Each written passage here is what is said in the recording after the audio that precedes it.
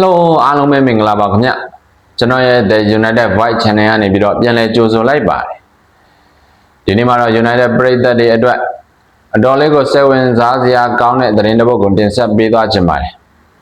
အဲ့ဒီသတင်းကတော့ဘာစီလိုနာအသင်းရဲ့ဘယ်နောက်ခံလူကစားသမားဖြစ်တဲ့ဘာဒေးရဲ့အပြောင်းရွှေ့သတင်းပဲဖြစ်ပါတယ်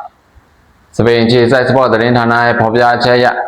ဘာဒေးဟာအသင်းကနေထွက်ခွာဖို့အတွက်အေဂျင့်ဖြစ်သူဂျွန်မန်ဒက်ကိုမီစိန်ပြခွင့်ပြုလိုက်ပြီလို့လည်းသိရပါတယ်။ကစားသမားနဲ့နီးစပ်သူတွေရဲ့အဆိုအရဘာဒေးဟာဘာစီလိုနာကနေထွက်ခွာဖြစ်ခဲ့ရင်၎င်းရဲ့ပထမဦးစားပေးရောက်ရှိချင်နေတဲ့အသင်းကတော့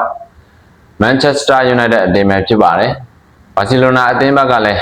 လက်ရှိဗန်နိုင်ရေးအခြေအနေတွေအရဘာဒေးပေါ်ကမ်းလှမ်းမှုကောင်းကောင်းရရှိခဲ့ရင်ရောင်းထုတ်ဖို့စဉ်းစားနေတာကြောင့်အေဂျင့်ဖြစ်သူဂျွန်မန်ဒက်ဟာ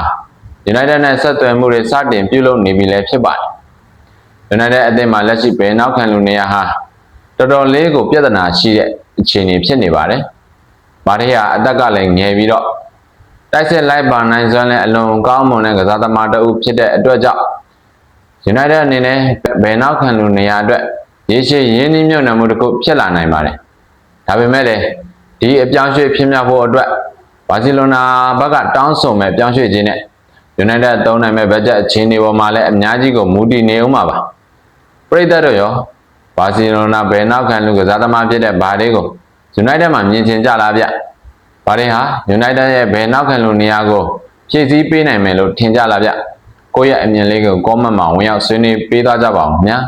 အားလုံးကိုကျေးဇူးတင်ပါတယ်ခင်ဗျ